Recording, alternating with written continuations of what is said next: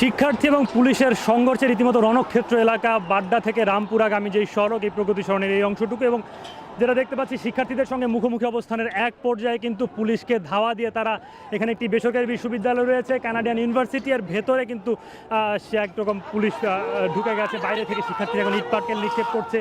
দেখতে পেয়েছি আমরা যে বেশ কয়েকজন কিন্তু আহত হয়েছেন।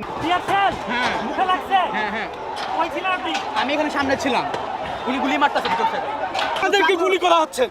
পুলিশ আজকে সরকার দালালি করতেছে, অনেক খুনি, ওরা আমাদের ভাইদের রংপুরে গুলি করছে বুকের উপরে, আজকে আমাদের বুকে গুলি চালাইছে। এই জবাব প্রশাসন দেবে, এইটাই সরকারের।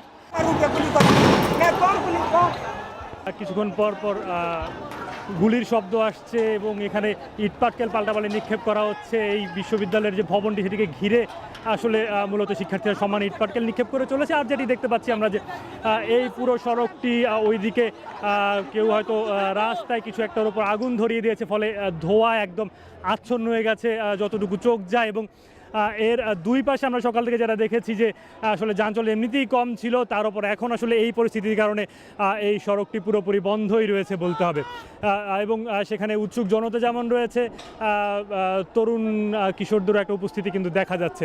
এবং এই অংশটিতে খানিকক্ষণ পরপর গুলির শব্দ ভেসে আসছিল, দু একটি বিস্ফোরণের শব্দও শোনা গেছে।